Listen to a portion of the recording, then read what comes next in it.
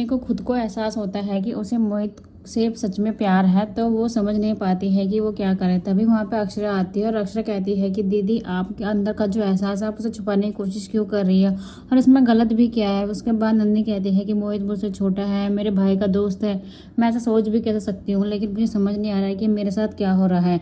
अक्षरा जो होती है उसका साथ देती है और कहती है कि दीदी, इसमें कुछ भी गलत नहीं है, जो आपके मन में जो एहसास आ रहा है वो एकदम सही है। दूसरी तरफ आपको ये दिखाया जाएगा कि वर्षा जब सुबह उठती है तो वो देखती है कि शौर्य कमरे में नहीं है। वर्षा नीचे आती है तो वो सामने से देखती है कि शौर्य जो है अपनी मॉडल, यानी कि जो उनके मॉडल जो उनके कंपनी के लिए काम कर रही है, उसके साथ लावण्य के साथ जो है जॉगिंग करके आ रहा है।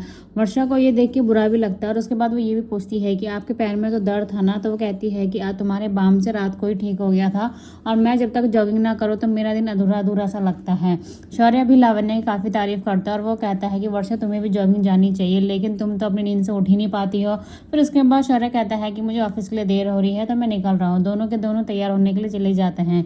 वहीं दूसरी तरफ जब मोहित घर में आता है तो नैतिक उससे काफ़ी गुस्सा होता है कि कल रात की वजह से उसने फ़ोन नहीं उठाया। सभी घर वाले काफ़ी चिंतित थे उसके लिए, लेकिन मोहित कहता है कि पहले तो पानी पी ले, तेरा गला सूख गया होगा, इतनी देर से मुझे डांट रहा है।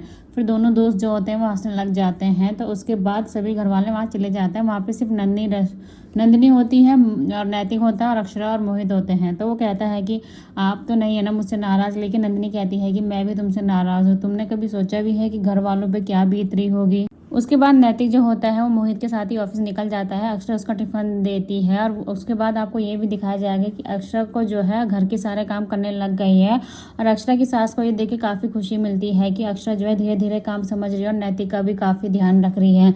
नैतिक देर से काम से आता है तो अक्षरा उसका इंतजार करती है खाने में। उसके बाद नैतिक अक्षरा कमरे में बैठ के नैतिक काम कर रहा होता है तो अक्षरा से फ्रूट्स खिला रही होती है। तभी वहाँ पे गायत्री आ जाती है और कहती है कि बहू, तुम अपना फ़ोन नीचे भूल गई थी, राशि बहन का फ़ोन आया है। उसके बाद उसी के सामने अक्षरा जब बात करती है तो राशि कहती है कि दादी की तबीयत तो ठीक है, लेकिन तुझे काफ़ी याद करती है, तो तू कल आ जा मिलने के लिए उनसे। तो अक्षरा जो होती है साफ मना कर देती है। ये सुन के गायत्री को काफ़ी अच्छा लगता है और वो कहती है, वो खुशी खुशी बाहर आती है और भाभी माँ से कहती है कि अब अक्षरा जो है अपनी जिम्मेदारी समझने लग गई है, क्योंकि अभी बहू की माँ ने उसको बोला था शायद आने के लिए, तो अक्षरा ने साफ मना कर दिया और नैतिक का भी वो काफ़ी ध्यान रख रही है। ये सब देख के सभी घर वालों को, खासकर गायत्री और भाभी माँ को काफ़ी अच्छा लगता है कि अक्षरा जो है अपनी जिम्मेदारी अब समझ रही है।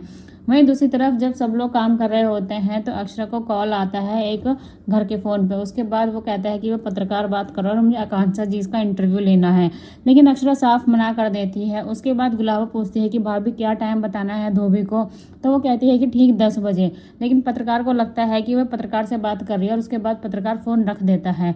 वहीं दूसरी तरफ जब घर वाले तैयार होते हैं शादी में जाने के लिए तो नंदिनी मना करती है। वो कहती है कि मुझे शादी में जाना बिल्कुल भी अच्छा नहीं लगता, क्योंकि वहाँ बहुत सारे लोग होते हैं और वो सारे एक ही सवाल पूछते हैं।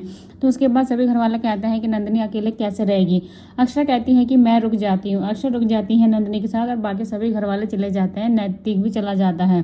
दोनों के दोनों आपस में बैठ के बात कर ही रहे होते हैं कि तभी वहाँ पे पत्रकार आ जाता है और अक्षरा कहती है कि मैंने तो आपको मना करा था ना,